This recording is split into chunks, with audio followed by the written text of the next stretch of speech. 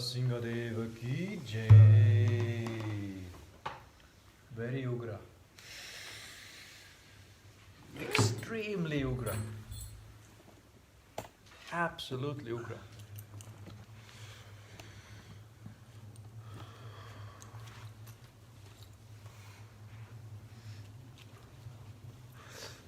Krishna, Krishna, Krishna, Krishna, Krishna, Krishna, Krishna, Hey. Krishna, Krishna, Krishna, Krishna, Krishna, Krishna, Krishna, Hey. Krishna, Krishna, Krishna, Krishna, Krishna, Krishna, Rakshama. Krishna, Krishna, Krishna, Krishna, Krishna, Krishna, Bahima. Rama, Raghava, Rama, Raghava, Rama, Raghava, Rakshama. Krishna, Keshava, Krishna, Keshava, Krishna, Keshava, Bahimam. This is Krishna book, chapter 86. This is prayers by the personified Vedas. Soon we will complete the Krishna book and start all over again. Very good. It is said in the Bhagavad Gita that all material activity is going on under the direction of the Supreme Personality of Godhead, Krishna. All the conditions of material existence are opposing elements for persons who are not surrendered unto you. But for those who are surrendered souls and are in full Krishna consciousness, these things cannot be a source of fear. There you go. When Lord Nrsimha appeared, Prahlad Maharaj was never afraid of him, whereas his atheistic father was immediately faced with death personified and was killed. Therefore, although Lord Nrsimha appears as death for an atheist like Hiranyakashipu, he is always kind and is the reservoir of all pleasure to the devotees like Prahlad.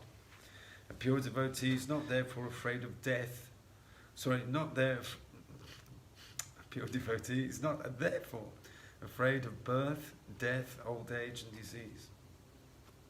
Sripad Sridhar Swami has composed a nice verse, the purport of which is as follows. My dear Lord, I am a living entity perpetually disturbed by the conditions of material existence. I have been cracked to pieces by the smashing wheel of material existence, and because of my various sinful activities while existing in this material world, I am burning in the blazing fire of material reactions. Somehow or other, my dear Lord, I have come to take shelter under your lotus feet. Please accept me and give me protection. Srila Narottam Das Thakur also prays like this. My dear Lord, I was son of Nanda Maharaj, associated with the daughter of Vrishabhanu. I have come to take shelter under your lotus feet after suffering greatly in the material condition of life. And I pray that you please be merciful upon me. Please do not kick me away, for I have no other shelter than you. The conclusion is that any process of self-realization or God-realization other than Bhakti Yoga or devotional service is extremely difficult. Taking shelter of devotional service to the Lord in full Krishna consciousness is therefore the only way to become free from the contamination of material conditional life, especially in this age. Those who are not in Krishna consciousness are simply wasting their time, and they have no tangible proof of spiritual life. It is said by Lord Ramachandra, I always give confidence and security to anyone who surrenders unto me and decides definitely that he is my eternal servant, for that is my natural inclination. Similarly, Lord Krishna says in Bhagavad Gita, the influence of material nature is insurmountable, but anyone who surrenders unto me can verily overcome the influence of material nature.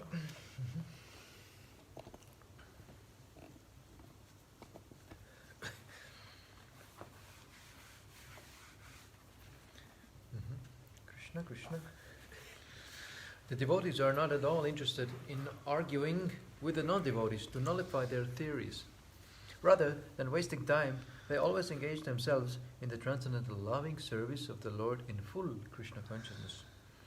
The personified Vedas continued, Our dear Lord, although great mystic yogis may have full control over the elephant of the mind and the hurricane of the senses. Nice poetic. The elephant of the mind and hurricane of the senses. Unless they take shelter of a bona fide spiritual master, they fall victims to the material influence and are never successful in their attempts at self-realization. Such unguided persons are compared to merchants going to sea on a ship without a captain. By one's personal attempts, therefore, one cannot get free from the clutches of material nature. One has to accept a bona fide spiritual master and work according to his direction. Then it is possible to cross over the nescience of material conditions. Sripad Sridhar Swami has composed a nice verse in this connection in which he says, O all merciful spiritual master, representative of the Supreme Personality of Godhead, when will my mind be completely surrendered unto your lotus feet? At that time only, by your mercy, I shall be able to get relief from all obstacles to spiritual life, and I shall be situated in blissful life. Actually, ecstatic samadhi or absorption in the Supreme Personality of Godhead can be achieved by constant engagement in His service. And this constant engagement in devotional service can be performed only when one works under the direction of a bona fide spiritual master. The Vedas therefore instruct that in order to know the science of devotional service, one has to submit himself unto the bona fide spiritual master. The bona fide spiritual master is he who knows the science of devotional service in disciplic succession. This disciplic succession is called Srotriyam. The prime symptom of one who has become a spiritual master in disciplic succession is that he is 100% fixed in Bhakti Yoga. Sometimes people neglect to accept the spiritual master, and instead they endeavor for self-realization by mystic yoga practice. But there are many instances of failure, even by great yogis like Vishwamitra.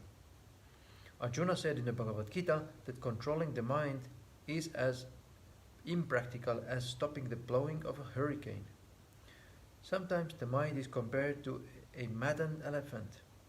Without following the direction of a spiritual master, one cannot control the mind and the senses. In other words, if one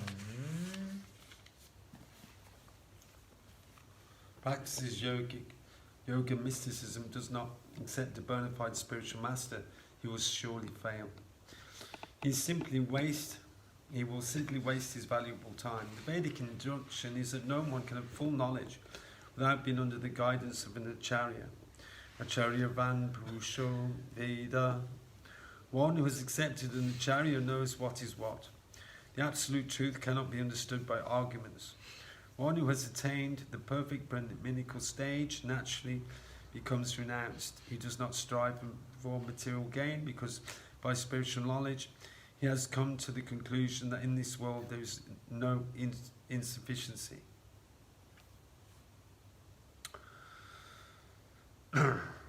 Everything is sufficiently provided by the Supreme Personality of Godhead. A real Brahman, therefore, does not endeavour for material perfection. Rather, he approaches a bona fide spiritual master to accept orders from him.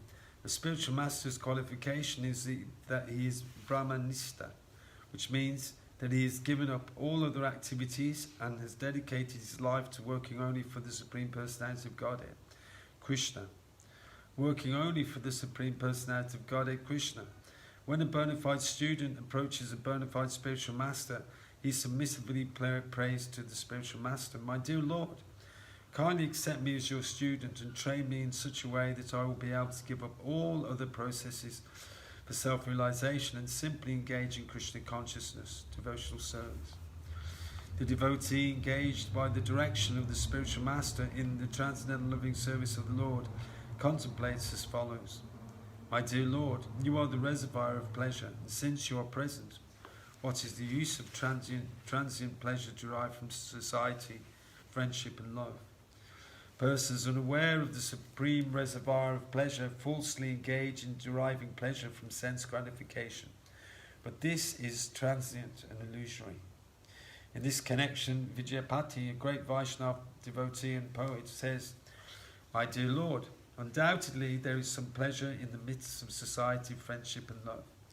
Although it is materially conceived, but such pleasure cannot satisfy my heart, which is like a desert. In a desert there is a need of an ocean of water. But if only a drop of water is poured on the desert, what is the value of such water? Similarly, our material hearts are full of multi-desires, which cannot be fulfilled within the material society of friendship and love. When our hearts begin to derive pleasure from the supreme reservoir of pleasure, then we can be satisfied. That transcendental satisfaction is possible only in devotional service in full Krishna consciousness."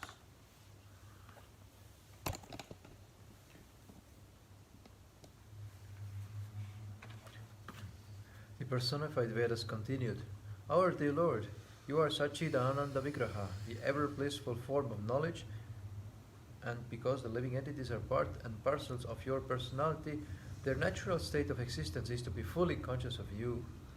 In this material world, anyone who has developed such Krishna consciousness is no longer interested in the materialistic way of life. A Krishna conscious being becomes uninterested in family life or opulent living conditions, and he requires only a little concession for his bodily needs. In other words, he is no longer interested in sense gratification. The perfection of human life is based on knowledge and renunciation, but it is very difficult to attempt to reach the stage of knowledge and renunciation while in family life. Krishna conscious persons therefore take shelter of the association of devotees or sanctified places of pilgrimage. Such persons are aware of the relationship between the supersoul and the individual living entities, and they are never in the bodily concept of life. Because they always carry you in full consciousness within their hearts, they are so purified that any place they go becomes a holy place of pilgrimage, and the water which washes their feet is able to deliver many sinful persons loitering within this material world." Loitering, yeah? Nice word. When Prahlad Maharaj was asked by his atheistic father to describe something very good which he had learned, he replied to his father that for a materialistic person who is always full of anxieties due to being engaged in temporary and relative truths, the best course is to give up the blind well of family life and go to the forest to take shelter of the Supreme Lord. Those who are actually pure devotees are celebrated as Mahatmas or great sages, personalities perfect in knowledge. They always think of the Supreme Lord and His lotus feet, and thus they become automatically liberated. Devotees who are always situated in that position become electrified by the inconceivable potencies of the Lord, and thus they themselves become the source of liberation for their followers and devotees. A Krishna conscious person is fully electrified spiritually, and therefore anyone who touches or takes shelter of such a pure devotee becomes similarly electrified with spiritual potencies. Bzzz. Wow, you're charged. Such devotees are never puffed up with material opulences. Generally, the material opulences are good parentage, education, beauty, and riches. But although a devotee of the Lord may possess all four of these material opulences, he is never carried away by the pride of possessing such distinctions. Great devotees of the Lord travel all over the world from one place of pilgrimage to another. And on their way, they meet many conditioned souls and deliver them by their association and distribution of transcendental knowledge. They reside in places like Vrindavan, Mathura, Dwarka, Jagannath Puri, and Navadvip, because only devotees assemble in such places. In this way, they take advantage of saintly association. Great devotees open temples and ashrams for Krishna conscious persons to attend, so that every living entity can take advantage of such association. In such places, devotees develop more and more in Krishna consciousness. Such advancement is not possible in ordinary household life, which is devoid of Krishna consciousness. The personified Vedas continued, "Our dear Lord, there are two classes of transcendentalists, the impersonalists and the personalists. The option of the impersonalist is that this material manifestation is false and that only the absolute truth is factual. The view of the personalists, however, is that the material world, although very temporary, is nevertheless not false but factual. Such transcendentalists have different arguments to establish the validity of their philosophies. Factually, the material world is simultaneously true and untruth, both truth and untruth. It is truth because everything is an expansion of the supreme absolute truth, and it is untruth because the existence of the material world is temporary. It is created and it is annihilated. Because of its different conditions of existence, the cosmic manifestation has no fixed position. Those who advocate acceptance of this material world as false are generally known by the maxim Brahma Satyam Jagan Mithya. They put forward the argument that everything in the material world is prepared from matter. For example, there are many things made of clay, such as earthen pots and dishes and bowls. And after their annihilation, these things may be transformed into many other material objects. But in all cases, their existence as clay continues. An earthen water jug, after being broken, may be transformed into a bowl or a dish, but either as a dish, bowl, or water jug, the earth itself continues to exist. Therefore, the forms of a water jug, bowl, or dish are false. Their existence as earth is real. This is the impersonalist version. This cosmic manifestation is certainly produced from the absolute truth, but because its existence is temporary, it is false. The impersonalist understanding is that the absolute truth, which is always present, is the only truth.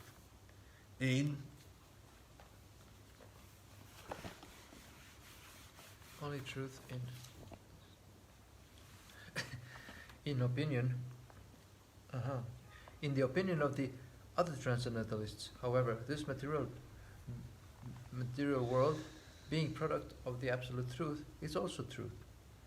The impersonalists' counter-argument is that the material world is not factual, for sometimes it is found that matter is produced from spirit soul, and sometimes spirit soul is produced from matter. Such philosophers push forward the argument that although cow dung is dead matter, sometimes it is found that scorpions come out of cow dung. Similarly, dead matter like nails and hair come out of the living body. Therefore, things produced of a certain thing are not always the same. On the strength of this argument, Mayavadi philosophers established that although this cosmic manifestation is certainly an emanation from the Absolute Truth, the cosmic manifestation does not necessarily have truth in it. Interesting.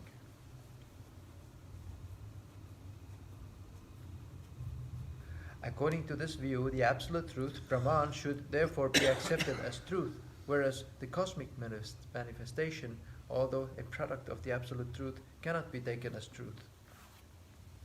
The view of the Mayavadi philosopher, however, is stated in the Bhagavad Gita to be the view of the Asuras or demons. The Lord says in Bhagavad Gita, Asatyam apratishtam te jagat arahur anishwaram. The Asuras' view of this cosmic manifestation is that the whole creation is false. The Asuras think that the mere interaction of matter is the source of the creation and that there is no controller of God. But actually this is not the fact. From the 7th chapter of the Bhagavad Gita, we understand that the 5 gross elements, earth, water, air, fire and sky, plus the subtle elements, mind, intelligence and false ego, are the 8 separated energies of the Supreme Lord. Beyond this inferior material energy is a spiritual energy, known as the living entities. The living entities are also accepted as the superior energy of the Lord. The whole cosmic manifestation is a combination of the inferior and superior energies, and the source of the energies is the Supreme Personality of Godhead. The Supreme Personality of Godhead has many different types of energies. This is confirmed in the Vedas. Parasya Shaktir Vividhaiva Shruyate. The transcendental energies of the Lord are variegated, and because such varieties have emanated from the Supreme Lord, they cannot be false. The Lord is ever existing, and the energies are ever existing. Some of the energy is temporary, sometimes manifested and sometimes unmanifested, but this does not mean that it is false. The example may be given that when a person is angry, he does things which are different from his normal condition of life. But that the mood of anger only appears and disappears does not mean that the energy of anger is false. As such, the argument of the Mayavadi philosophers that this world is false is not accepted by the Vaishnava philosophers. The Lord himself confirms that the view that there is no supreme cause of this material manifestation, that there is no God, and that everything is only the creation of the interaction of matter, is a view of the Asuras. The Mayavadi philosopher sometimes put forward the arguments of the snake and the rope. In the dark of evening, a curled up rope is sometimes, due to ignorance, taken for a snake. But mistaking the rope for a snake does not mean that the rope or the snake is false, and therefore this example used by the Mayavadis to illustrate the falsity of the material world is not valid.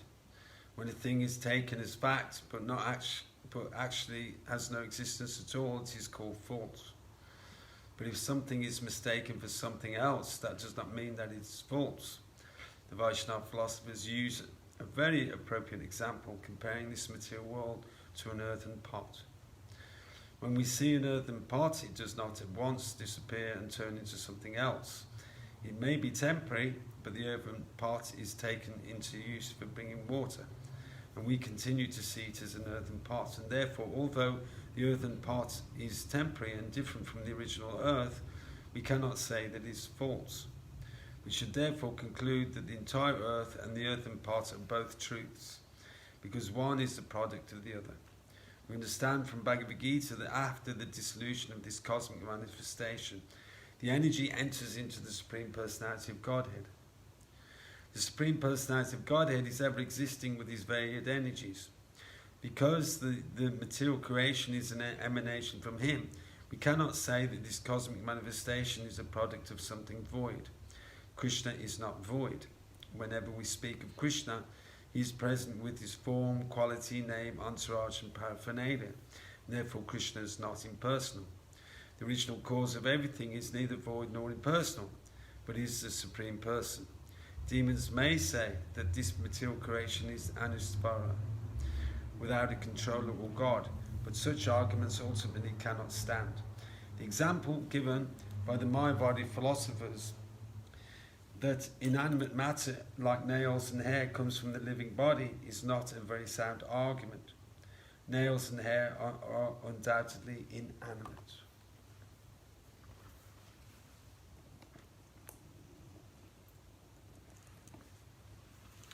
But they come not from the animate living being, but from the inanimate material body. Similarly, the argument that the scorpion comes from cow dung, meaning that a living entity comes from matter, is also unsound. The scorpion which comes out of the cow dung is certainly a living entity, but the living entity does not come out of the cow dung. Only the living entity's material body, or the body of the scorpion, comes out of the cow dung. The sparks of the living entities, as we understand from Bhagavad Gita, are injected into material nature, and then they come out. The body of the living entity in different forms is applied by material nature, but the living entity himself is begotten by the Supreme Lord. The father and mother give the body necessary for the living entity under certain conditions. The living entity transmigrates from one body to another according to his different desires, which in a subtle form of intelligence, mind and false ego accompany him from body to body. By superior arrangement, a living entity is put into the womb of a certain type of material body, and then he develops a similar body. Therefore, the spirit soul is not produced from matter.